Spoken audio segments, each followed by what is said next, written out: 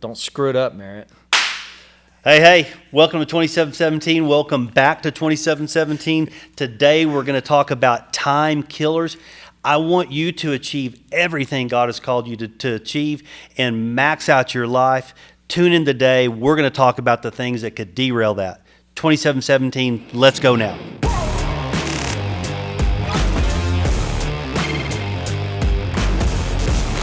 Hey, look at Wade's van. And emotional health. Loved me unconditionally. My parents were awesome.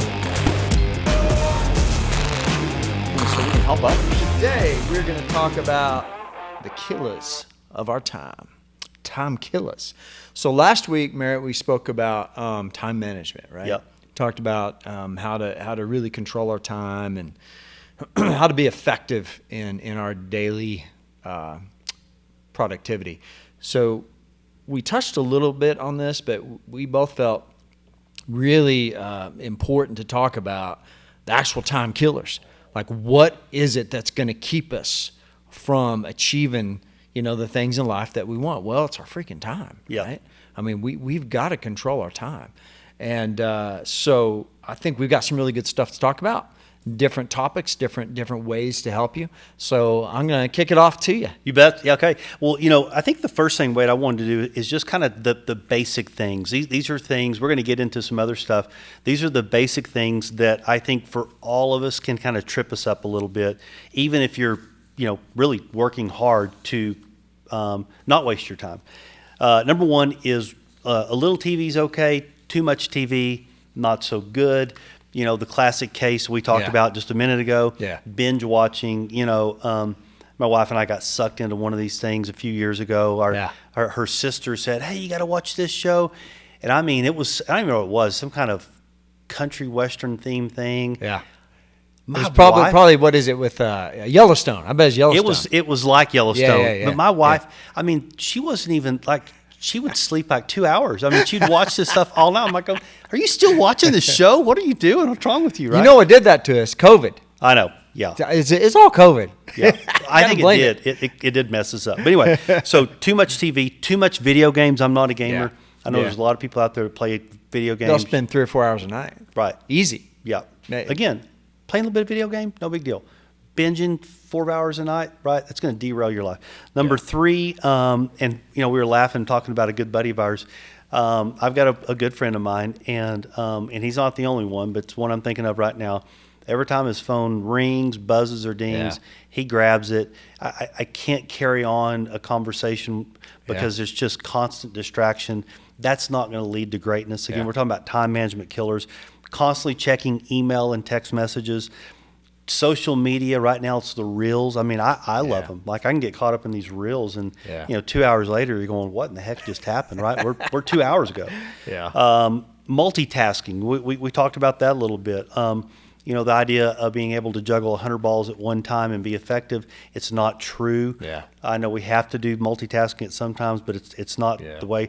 Two things that you may not be thinking about that we're going to unpack later in the call, and that is unproductive conversations, Wade.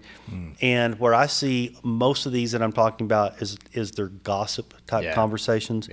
You're talking about somebody else. It's a negative conversation. There's no meaning. There's no purpose. It's just straight up talking about somebody else. Just gossip. I don't have time for that. I don't want to be a part of those kind of conversations. So it's a time killer. The last one, and this is right, we're right in the middle of another presidential cycle, and but getting caught up in conversations, griping and complaining about something we have little or no control over, such as politics, right? Sitting around with your buddies, drinking coffee, and cussing and discussing either you're the former president or the current president. Hey, go vote, be informed, but 4 hours of just complaining and griping, I think it's a time killer. So Wade, that's kind of just setting us up, basic stuff. So I'll kind of share one of my thoughts on what kills majority of people's time, and that is their thoughts, Merritt. So there's a study done, 60,000 thoughts go through your head every single day. That's amazing. 60,000. That's amazing. That's insane. Yeah. And this is another big one. I think it's 80% of those thoughts are negative. Wow. Right at 80%. What's that? Almost 50,000 of your thoughts are negative, man, every single day.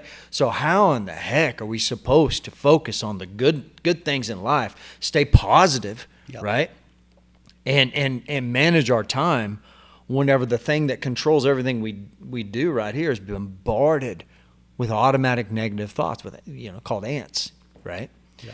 If you're consumed with that, you've got to figure out a way to overcome what's going inside your head. And, the Bible says, take every thought captive, right? Yep. A lot of people just kind of take that light. Like, okay, yeah, well, if I get a really, really bad thought, then I'm going to take it captive. No, it's not just really, really bad thoughts. It's honestly majority of your thoughts you need to be taking captive.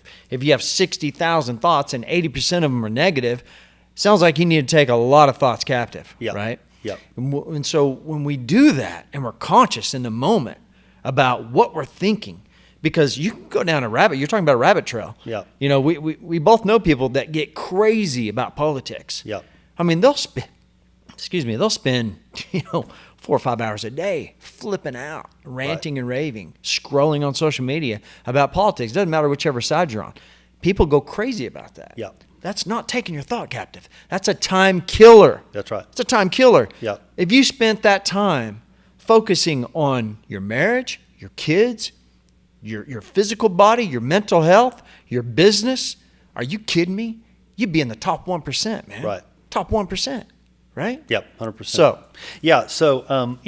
where I kind of wanted to piggyback on where you're going is there's a concept that says where focus goes, energy flows. Yeah, okay? That's good. So, let me kind of unpack this. So, people that lack focus and purpose, they tend to drift. Yeah. Okay.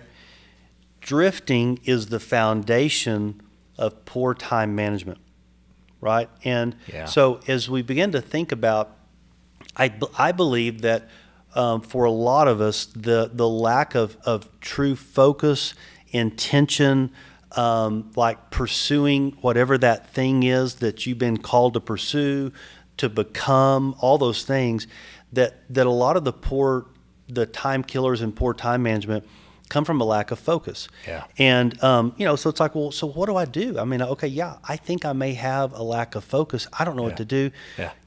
Find a mentor, find a pastor. A lot of people are going to therapy and counseling. Yeah. I think that I'm all for it. I value that. I have a therapist and a counselor in my life that I see on occasion. But maybe ask them, hey, look, I lack focus. I want to really start pursuing and have purpose in my life. What do I do? But at the end of the day, it's really important to have purpose and focus. And I thought I might illustrate this in a way that people could understand. Yeah. So I like a really nice lawn, put together, well cut, manicured. Just did a fresh flower bed in the front of the house last night, and we were joking just a few minutes ago. We were talking, and my neighbor came out and he was apologizing. He goes, "Man, I'm trying to keep my lawn up, looking like yours." And I said, "Oh, come on, man." Merritt's out there with his measuring stick, measuring every blade. I'm not that psycho. But I like a fresh lawn, right? I want it to look good. When I roll up, I want to go, dang, that lawn looks good. It makes you feel good. It makes me feel good, right? Yeah. So, but here's the secret that my dad taught me when I was a kid. The way to keep the weeds out of your yard is to grow healthy grass. Come on. Right? Chokes them out. And so the way we have purpose, or the way we get the time killers out of our life, is through focus, through purpose. Yeah. It's pursuing the things in our life that we've been called to do, that we know we want to accomplish. Yeah. And when we do that with zeal and energy and with passion, those distractions, all of a sudden somebody's like, "Hey man, let's go up here and play games for 45 hours or for 4 or 5 hours." And you go, "Man, I don't have time." Yeah. I mean, ask how much focus and attention changes in a new mother's life. Oh wow. Yeah. Everything changes. Yeah. Right? Why? Yeah. Because now their focus and attention, or Talon, just had his second child. Yeah. All of a sudden, your focus and attention, when you become a parent, you can't believe how much it changes, right? Yeah. So when we become purposeful and focused, then the distractions of our life tend to get pushed out and become very minimal. poor time management, right? And you talking about being a good steward of your lawn and all those things. And I'm just picturing a lot of the people out there that don't have success in life. And I know some of them. Yeah. And I know their lifestyles. And they are pointing the finger. Nothing is ever their responsibility. They'll never go above and beyond what they're asked to do. In fact, they probably don't even really do what they're supposed to do. Sure. Right? They're just completely lazy. They want to sleep in. They're not active. They're not pursuing good mental health. Mm-hmm. They're not pursuing an active lifestyle that keeps their body strong and healthy, right? So when you were talking about time killers, you have the ability to control a lot of things in your life by simply making a choice that I'm going to go and be productive with my time. Mm-hmm. I'm not going to be lazy and slothful and sit around and complain and point the finger and or mindlessly binge watch crap. Like, everything we're just talking about, right? Right. That's a lazy mindset, right? Again, you've got to take your thoughts captive. And sometimes you got to make this thing, your body, do what it doesn't want to do. That's right. Right? I mean, a lot of times I don't want to get up and go work out. I'm tired. Mm-hmm. I don't want to. Yeah. I get up and do it. Why? Because I know I have to. I'm motivated, which, hey, stay tuned. Yeah. Next week's episode is going to be on motivation. That's right. But I know I'm not going to sit around and waste my time screwing around on social media or whatever whenever I should be at the gym. Yeah. It's a time killer, man. It's a time killer. It's a confidence killer, yeah. right? It's going to steal everything away from me that I need to go and do, right? So we just have to adopt the mindset that, listen, if you want to achieve the things in life, you've got to spend your time wisely, yep. right? So... Yeah, no. One of the aspects on time killers that I think is a time killer is the simple concept of procrastination. Yeah. And procrastination, you're like, well, I've heard of that. Well, I don't even know what it means. Well, first of all, it's a thief, right? Procrastination is a thief of your time, and in the most simplest way, Wade, it's simply delaying what you know you're supposed to do, what you need to do. Yeah. Right? It's okay. I know I'm supposed to exercise this morning, whatever it is. I'm supposed to, do this thing at work, right there. I'm supposed to do this. And usually it's combined with, I don't really want to do it. Maybe I'm afraid of it or whatever. And so we do everything else but that thing, right? We just keep putting it off. But it's delaying doing what we know we're supposed to do. Yeah. Now, let me tell you how crazy procrastination is. As I researched procrastination, did you know there's a website called procrastination.com? Really? There's so many people that deal with procrastination. There's a whole website dedicated to procrastination. And so I got this little quote off of procrastination.com, and it says that recent studies have shown that people regret more the things they haven't done than the things that they have done. In other words, like, it's not a bunch of bad things you've done. Yeah. They look back and go, man, I know I should have done that. I missed on that opportunity. Yeah. Right. So more people have more regrets. Wow. And it says, in addition, feelings of regret and guilt result from missed opportunities tend to stay with people much longer. Right? Yeah. So you get decision paralysis, right? What if I make the wrong decision? Yeah. I'm confused on what's the next step to take. We let fear take over. Maybe we let a friend or family talk us out of it. But whatever it is, procrastination, the simple idea is make a decision. We're going to talk about motivation on our next episode. Yeah. But this also deals with motivation. But the simple idea is, don't allow yourself to get decision paralysis. Don't allow yourself to put off and neglect the things you know you're supposed to do. Yeah. We have to make a decision, Wade. We have to move forward. Yeah. Right? Never compromise, never commit sin, never do anything stupid. Sure. What we're talking about are the things I'm not getting down into really detailed stuff. If you and I, if we will do the basic things that we know we're supposed to do. Yeah. then we're going to have a really successful life. You'll be in the top 10% of everything that you're trying to do in your life. That's right. Be a great husband, be a great business person, whatever it is. Yeah. You're going to get to 10. Now, once you get up to the top 10%, you got to. It's a little more competitive. There's some more skills involved in that, and it's Yeah. going to take it's a different thing. Yeah. But I'm talking about you can rise above 90% of people Absolutely. if you just don't procrastinate. Absolutely. That's a time killer. You know, another thing, procrastination, and you led to this a little bit, it increases stress. Mm-hmm. You know, because if you're procrastinating with we talked about a second ago, just your mental, wellness, in your marriage, in your business, with your kids, with everything in life, when you're procrastinating on the regular, you are living stressed out. Mm-hmm. Stressed out because why? You know that crap needs to be dealt with. You're kind of sticking your head in the sand, hoping that it goes away. But guess what? When you pull your head out, it's 1,000 times bigger than what it was. Yeah.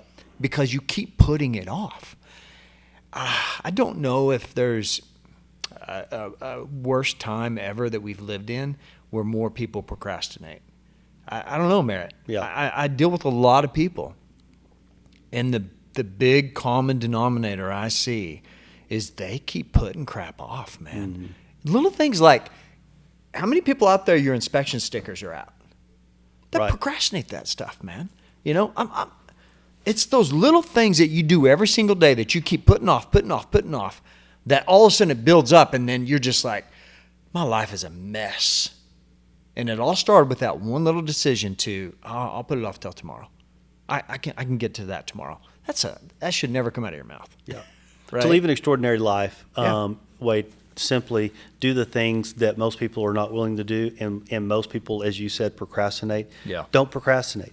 Move forward. Do the next thing that you're supposed to do. What's the next right thing? Yeah. Do that thing. And once you do that thing, okay, what's the next right decision? Do that thing. You keep adding those decisions. You keep stacking those up, and you end up with a successful, fulfilled life. It's pretty simple. 100% it is. And did we talk about overcommitting? We did. I want to. Did we unpack that? Maybe not. Let's unpack this a little bit, because let's say you are an entrepreneur. Let's say you're out there and you're doing pretty well, but then you start to overcommit, mm-hmm. right? Because you're that person, that man or that woman, and you start to overcommit, and maybe it's in your own business, Merritt. Because I just walked through this in my own business, so this is really fresh for me. So we have grown and grown and grown, and I've got a COO who honestly has overcommitted. And next thing you know, she's got 17 direct reports. 17 direct reports. You know how many direct reports the CEOs of the Fortune 500 companies, the most successful powerhouses out there, you know how many they have? Right. 4. Yeah. 4 direct reports, man. 17 direct reports is suicide. Yeah. So overcommitting to things is a time killer. I agree. That causes you to work in your business and not on your business. You can no longer dream and drive your business anymore if you are just constantly overcommitting to everything and taking on everybody's problems and micromanaging everything, right? Yep. When you are overcommitting that way, it is going to steal you and rob you from any success that you have, right? Yep. 100%. So, I'm going to touch on something. I've taught on this many times, but it's just at the core of who I am, and that's planning. Yeah. So, vision, again, we talk about purpose. Well, Wade, in my life, and I put a little quote in here, so I want to read this because this is so true for me. From vision comes your plans, and from your plans comes your vision.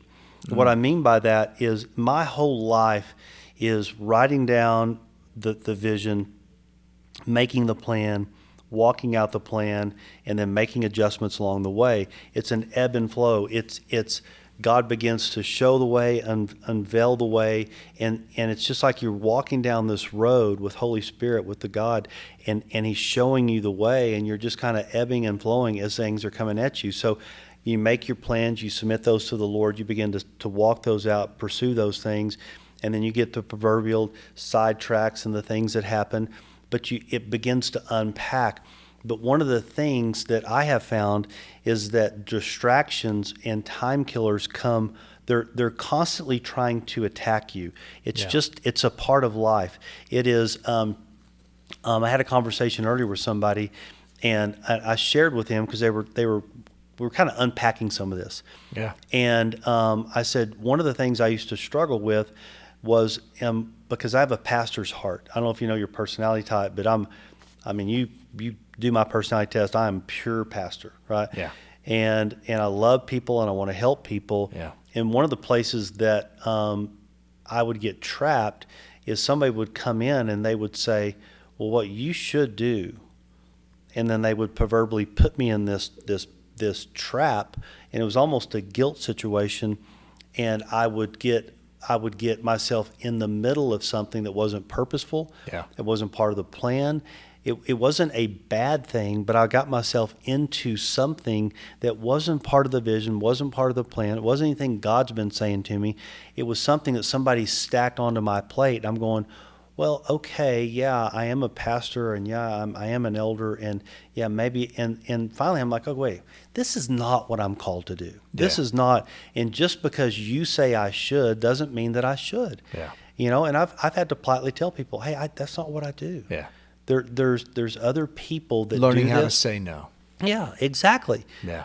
So, as you're, and I think that's a perfect segue, Wade, is you have to know your purpose, your calling. You have to have the plan. You have to have the focus. You have to have the intention, because there's constantly going to be time killers, time management wasters, and people trying to divert you into their vision for your life. Yeah. They're not the ones that puts the vision in your life. God does, and we walk that out in faith. Yeah. And then you have this beautiful thing that begins to unfold. But it's something that, look, I'm 56. I'm still mindful of these things that are coming at me. Yeah. And I suspect, it's probably a challenge for a lot of people on this call. Yeah. So what was one of the other ones I had? Unrealistic expectations, Merritt. Okay. That was another one. Setting goals or deadlines that are just unrealistic. Okay. Right. That can be a time killer, because all of a sudden you're spending a lot of time and focus and energy on that. And then whenever you realize you're not going to get it, it's like you're done. You're defeated. You're deflated, right? You've lost. So I think unrealistic expectations can be narrowed down to this. Listen, anytime you're trying to set something up, you should look at a worst case scenario, a probable, and then a best case scenario, right? And so when you're setting up your expectations, can I live with this worst case scenario? Because most people, whenever they want something, they're not going to do that. Mm-hmm. They're not going to go and look at the worst case scenario. But you've got to play that out, right? So having expectations, you've got to put it all out there, right? Okay, what's achievable? Well, this is achievable. What's worst case scenario is right here, and we've lived with that. We've seen that. We've done that. So I think that we can get to this number. This is a very realistic expectation. Now, hey, best case scenario is over here. That's awesome. But let's stay here where we know we have a chance, right, to hit this mark. And I see people who open up businesses, and it's like going to the grocery store when you're hungry. And all of a sudden your cart is filled with all kinds of crap. Oh, yeah. My wife is like, you cannot shop with me at the grocery store anymore, right? Because I'm throwing everything in it. When people open a business, they kind of look at it like that. All of a sudden, their eyes are huge, and they think, I'm going to make all this money, and it's got to be huge. It's got to be so big, and we got to have the best of this and the best of that. Mm-hmm. And they open up something that's twice as big and twice as expensive as what they should have opened with. Yeah. Does that make sense? Oh, yeah. So unrealistic expectations can set you back 5 years. 5 years, right? Yeah, and I think a part of that is, and you alluded to it earlier, is the negative thoughts and the negative the negative things, because you can begin to, and again, we're talking about time management killers, and I think we're kind of starting to get toward the end of this, but the one thing that we have to be careful of is what we're saying to ourselves. Wade, the lesson you taught is such a valuable lesson that I hope everybody has heard Wade when he said this, but there's 3 voices you need to know. Yeah. Right. You need to know God's voice. You need to know the enemy's voice, and you need to know your own voice, right? Yeah. And most of our thoughts, the 60,000+ thoughts that Wade was talking about earlier, are mostly negative. Yeah. And what they're mostly negative about is ourself. Yeah. And if you're setting unrealistic goals, unrealistic expectations, then you begin to beat yourself up. And then, it's you knew this was never going to work. Yeah. You just you don't have all the talent and abilities. These other people have more resources than you. And here goes this negative thing. And then you're down here in the dumps. And then you can even take on a victim mentality. Well, the only reason it didn't work is because, and that other guy's got all these other people helping him. I don't have anybody helping. And then you get in this trap. And again, we're talking about wasting time. But what happens? You could blow your life up for a year going in that rabbit hole. Oh, easy. And then you wake up and you go, Yeah. What am I doing? Yeah. I mean, come on, Yeah. I got to get my act together. Yeah. And, and it's inadvertent. But again, kind of going back to, what kind of the theme I keep saying all throughout this call is have a focus-driven, purposeful-driven life, intentional life. Yeah. Grow that healthy grass, grow that healthy lawn, choke out the weeds, become everything God's called you to become, and the time killers begin to get pushed out of your life, and you identify. All of a sudden you go, you don't say it in your mind, but internally you're going, time killer, I'm moving on, right? I mean, all of these things, and in my office where I work out of, I have 1 to 2 minute conversations with people, and they know. Now, if it's super important, we'll have a little bit longer. Yeah. But when I'm checking on people, Yeah. don't suck me into the middle of a meaningless conversation. Yeah. Because I literally, and I've told them all, I'm not being rude. I don't have time. I have gotten up out of every one of their offices and just walked out. Yeah. Right. And then I'll tell them later, hey man, I had a bunch of stuff going on, and they laugh about it now because they know. I mean, I'm not going to allow, you know what I mean? Yeah. One of those. No, 100%. Yeah. I'm going to end with this, and I'm going to go back to what you said because I don't think I said it as well as I wanted to say it, but you mentioned it. But I'm going to tell you this right now. If you're not letting God direct your thoughts, then you're going to waste so much time and thought. And you mentioned something about the regrets. The regrets are, the person that regrets the most is not the bad decisions they made. It's the decisions they never made. They never made a decision. They never went after it, right? But if you let God direct your thoughts, those 3 voices you're going to hear yours, and you're going to figure out the other 2, right? One's God, one's Satan. God loves you. He loves you. He has an amazing plan for you, for your life, for everything. Let him direct you. Let him declutter the muddiness of the thoughts of those 60,000 thoughts every day. Let him direct your paths. And I promise you, your time is going to be well spent loving him, loving people, building an amazing life for yourself, and becoming somebody that, you say this, man, when you get to heaven. Yeah, and I don't know if this is real or not, it'll happen, but it's a cool analogy. But when we get there, if you're a man or woman, God's going to say, hey, do you know that woman? Do you know that man? And I want to be able to say, heck yeah, dude, that's me, right? Because that's who you were called to be. That's who you were made to be. That's right. I don't want to get up there and go, I have no idea who that is. Yeah. Well, that's sad because that's who you're supposed to be. That's right. Right? Yeah. So, time killers, you want to stay away from these. You want to do everything you can to be time active, right? And go after it. Spend your time wisely. Merritt Vaughn, we're 2717. Right.